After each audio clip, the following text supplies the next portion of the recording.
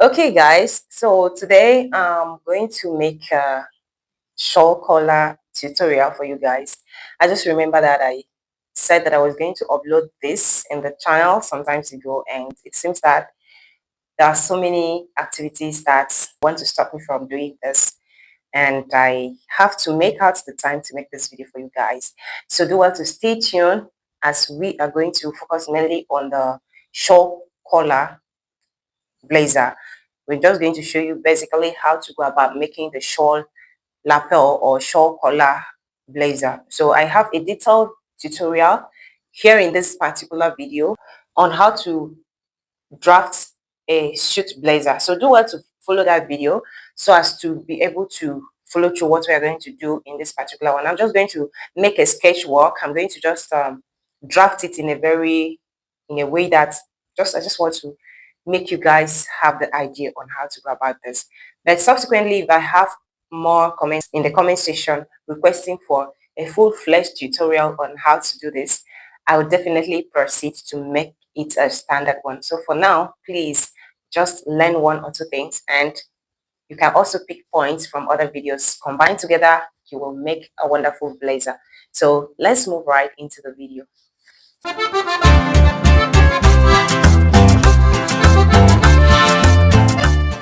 To start with, I have already drawn out the lines. So with me is my chest line, and that's my start line. I leave 5 inches up there, and I leave half of an inch here because this is going to be the back panel. So this is my chest line, this is my shoulder line, call it the start line. So this is my waist line, this is my hips line, and this is the full length, and this is my hemming allowance. So my chest line is 10 inches, waist line is 17 inches, hips line 25 inches, my full length is 30 inches, and the hemming allowance is 2 inches, and it makes it 32 inches. So to draft the jacket, we're going to start with the normal blazer drafting. That's the back panel. So coming to the shoulder line, as I said earlier, I left about 5 inches. Do well to leave yours 5 inches from the upper part. And this side is where we're going to fix in the collar. So take note of that. So I'm going to mark my neck measurement. What I have here is 3.5 inches. So I'm marking it there. Then I'm going to mark half of my shoulder, which is 18 inches plus half of an inch seam allowance. That is giving me 9.5. So I'll also mark here 9.5. Then coming to this neck point, I'm going up by 1 inch here. You see, I'm marking 1 inch there. So then from this shoulder point, I'm going to mark 1.5 inches downward like so. So let me just draw the lines. So after linking up this point, I'm going to slant my shoulder to this point here. And that forms my shoulder slope. So this shoulder, it all depends on the structure of your clients. Take note of that. We do not have any constant measurements. Instead, we work best on the structure of our clients. So there may be instances that I need to use 2 inches for the shoulder slope. It doesn't really always work for all people. So you need to understand your clients, perhaps just see the physique of that your clients. Get to know the physical appearance of your client before you start making outfit for them so that you don't have any issues. So I'm connecting this at this point here down to the chest line like so. Then from this point, I'm going to mark 1.5 inches up here, then coming in by 1 inch to this point.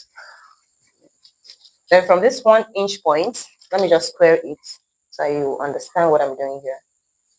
From this point here, I'm going to slant it to my shoulder here, creating my back armhole.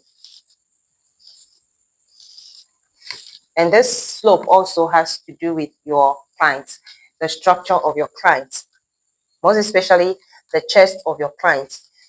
So if your client has a smaller chest, a broader shoulder, you come in by 1 inch.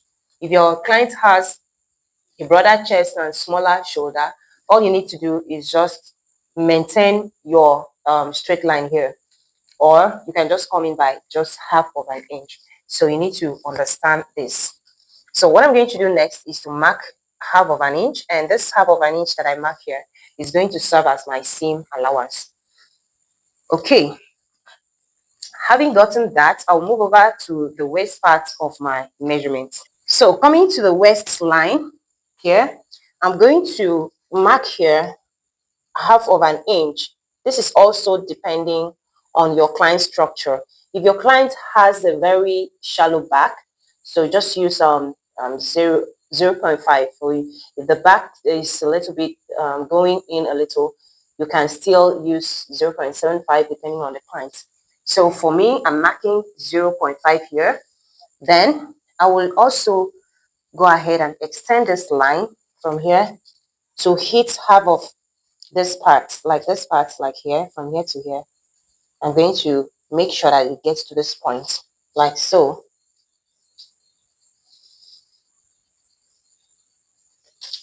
And then from here, back to here. Then,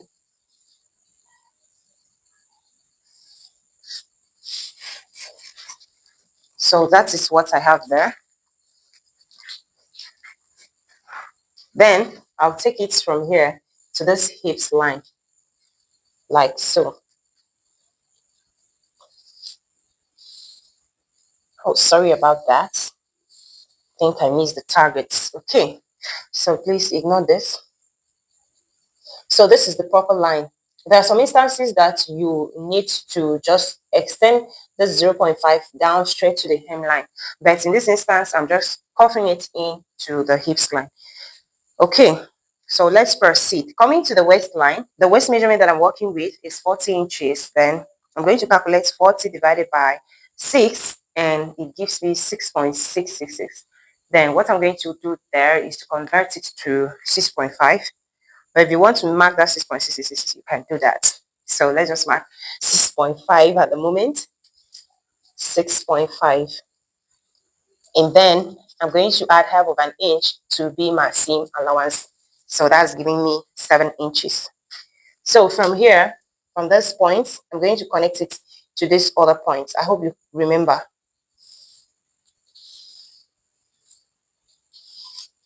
Okay, having done that, I'm going to mark my hips measurement. Whatsoever I have here, I'm going to add half of an inch to what I have here and mark it on the hips line and to the full length. So you can recall that I had 6.5 here plus half of an inch, and it gave me 7 inches. So that 7 inches, I'm going to add half of an inch and mark it here to give me 7.5. I'm going to mark the 7.5 here at the full length and hemming allowance. Then I'm going to draw a straight line from here to here, from here to here, and then connect it down to here.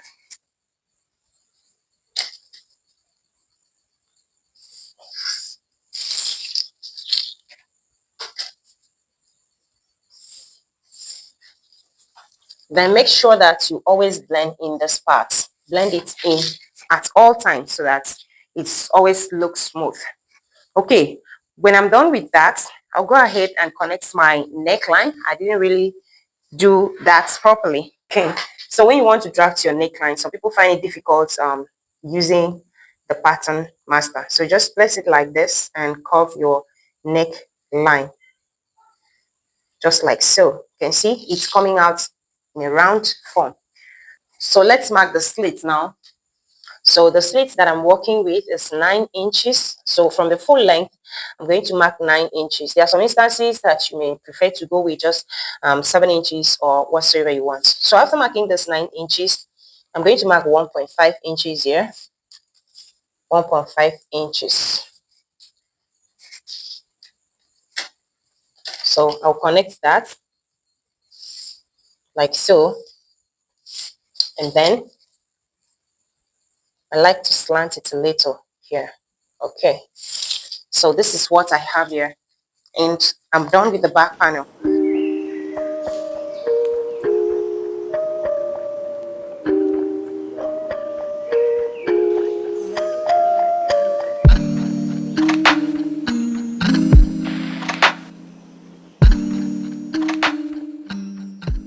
Okay guys, so with this I am done with the back panel. So you can see everything is sitting well. So let's move over to the front panel. To mark the front panel, I'm going to basically mark out 2 inches here from this part. So depending on the width of your collar, so I'm just marking out 2 inches here like so.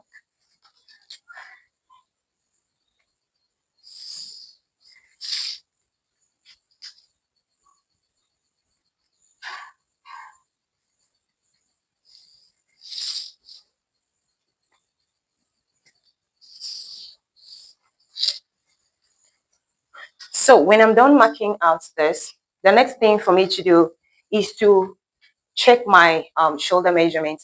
What I had there for my shoulder measurement is 18 inches. So half of it, 9 inches, plus half of an inch for seam allowance. That gives me 9.5. Then in the front parts, remember we'll have button overlap. So for the button overlap, I will have to add 1.5 inches. So we're just assuming that 1.5 inches, we are not assuming though. 1.5 inches is for button overlap. Then 9 inches, 9.5 inches for my shoulder measurement plus the seam allowance. So I'm now going to mark my shoulder measurement to be 9.5 plus 1.5 is giving me 11 inches. Then I'm going to mark the 11 inches here from here, 11 inches to be my shoulder measurement. Then for the neck measurement, for the neckline, remember that we had for the back panel 3.5 inches. So 3.5 inches plus my 1.5 inches for button overlap and seam allowance at the front part gives me 5 inches. I hope you understand. So I'm marking the 5 inches here being my neck width. Then from that 5 inches mark, I'm going to come in by 1 inch. In this instance, I'm using 1 inch. From here to here, I'm using 1 inch. Then coming to this other part, coming to my waistline, this is my waistline, I'm going to go up by 1 inch too, being that my button is going to be somewhere here. This is where my button is going to be. So I'm coming up by 1 inch from that my button point. So I'm going to connect from here down to this 1 inch mark after my neckline, straight like this. Now this is where my lapel is going to be folded. So this is the line that I'm going to fold my lapel. So when I've gotten that, I'm going to mark 2.5 inches downwards for my shoulder slope. Remember, I told you that in this instance, I'm using 2.5 inches. So there are other measurements that I choose to use 2 inches. So this is 2.5 inches. I am going to connect it to this other point here. That's my neckline, if you could recall. So I've connected my shoulder slope now. And if you come to this point here, take note of this. From here to here is 6.5 inches. So that should be the same thing here. From here to here should also be 6.5 inches. That shows that we are really on point. So when I'm done, let me just go ahead and mark out this for your own understanding, because if I'm doing it for myself alone, I wouldn't care to mark out this line. So let me just mark out these 11 inches that I had from here. I had 11 inches here. So let me just bring down the 11 inches mark like so. And I'm going to draw it like this. I'm connecting it straight down. Okay. So from this point here, from this my chest line, I'm going to mark 2 inches inward like this. 2 inches inward like this. So from this 2 inches point, I'll connect it to this point. You could recall that in the back part, I had to slope it in by just 1 inch from here. And in the front part, I have to do that. I have to slope it in by 2 inches. So when I am done connecting it like this, you can see what I have. Then to cuff my shoulder measurement, to really cuff my armhole, the next thing I'm going to do is to check my chest measurement. So half of my chest measurement is 21 inches. So from here, from this point here, this is this point to this point, is what I'm going to check. Whatsoever I have there, I'll take note of it. So from here to here is 8 inches. Then what I'm going to do now is to subtract that my button overlap, which is 1.5, and I have the points here. I don't know if you're following me. Then after subtracting that 1.5, I'll place my tape from that 8 inches that I had here, and I'm going to extend it to complete my 21 inches, half of my chest measurement, like so. I don't know if you understand. Okay, now I'm going to still have half of an inch here to be my seam allowance. So I'm going to join this by half of an inch. After I have gotten this, I'm going to go ahead and extend it by 1 inch again.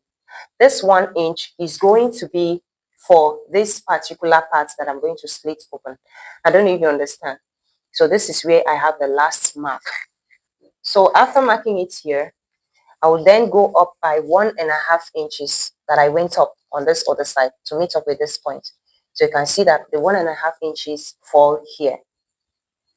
So what I'm going to do now is to curve it from this point here to this point here, and then back to my armhole cuff. So let's do that right now.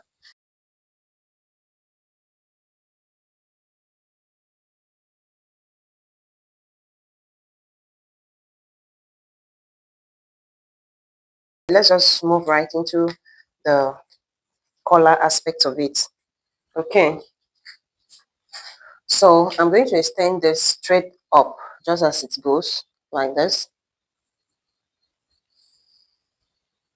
Now after this extension, I will also draw a perpendicular line. I'm going to take in here, from here, this point, I'll take it in by 1.5. So this 1.5 inches that I'm marking here is going to be my collar, that's under collar. So I'm marking 1.5 inches down straight.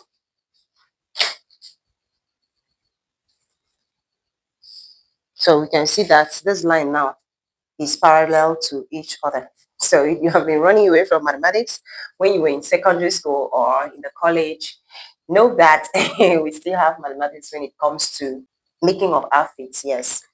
So these lines should be parallel to each other. And when you have gotten a parallel line like this, the next thing to do is to get your collar done. So to get the collar done, I'm going to mark this point here, 2 inches. That is the width of my, so I want to fix my lapel now at this point. So I'm marking here 2 inches. Then I'll come over to this point. This is the collar part. Remember, this forms a lapel. The reason why it is shawl is because it is joined together. Both the collar and the lapel, they are joined together. So they just are what they are just one piece. So I'm going to mark my collar here. This is the under collar, which is 1 inch. I extended it by half inch because I'm using this half inch to be my seam allowance when I'm joining it after joining the back to the front. So this will now be my seam allowance. So from whatever I have here, I'm going to mark 2 inches to this other side, still in a parallel line. This line should be parallel to this line. So when you add it up now, from here to here, will give you 3.5 inches. So for a moderate collar, if you want it slimmer, you can take it 3 inches. So notice that we're going to still stitch this point by half of an inch and this other side by half of an inch, leaving about 2.5 inches. So if 1 inch is the under collar, then the 1.5 will now be the upper collar, or will serve as the upper collar. So from what I have here now, I'm going to connect my lapel. So you have your own choices, however you want to make your lapel. But to make it simply, some people prefer using a round method. Some use a V method. Any design you want to put. Like I said earlier, you have to be very creative. So you can just decide to make something like this. Okay. You can see how I curve it at that point. And I can still use my curved ruler to connect it down to this place. So like so. Like I said, feel free to play around your collar. Now, when I am done with this, I'm going to still come in here by 0.25. Can you see this? At this point, I'm going to still come in here when I'm done drafting. So to determine the length of this particular one, to determine the length of this particular collar, all I'm going to do is to check the round neck here at the back part. So starting from this point here, I hope you are getting it. Starting from this point here, which is the this side is going to be the seam allowance, but starting from here, you're going to put your tape round the neck like this, from here to here. So what I have there now is 4 inches. So that 4 inches is what I'm going to extend here. 4 inches here. I'm extending it by 4 inches. Then I'll still add 1 more inch to the 4 inches to make it 5 inches. So this 1 inch that I'm just adding is for seam allowance and ease allowance or anything that I want to make. So when I'm done with that, I can boldly say that I am done drafting the collar. Another thing that you need to take note of is after drafting this out, you also need to make sure that you draw a perpendicular line. Like this particular point, you need to get a perpendicular line, which means that this line you're going to draw should be perpendicular to this other side, like so. Sorry, I hope you're getting it. So just draw a perpendicular line here, and then you just complete it here. But whatever the case, after cutting it out, you're just going to fold it and check if it is on point. So let me cut out this particular shawl collar so that you see how it looks like.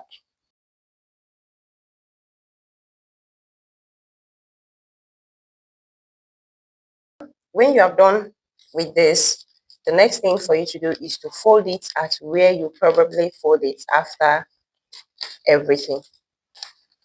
So I'm now folding it there like this, and then I'll cut this one off.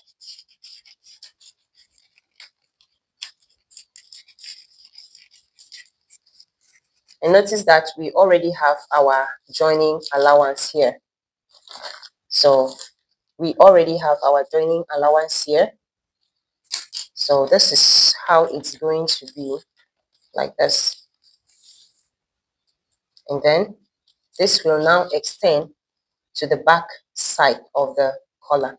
So let me just cut everything out.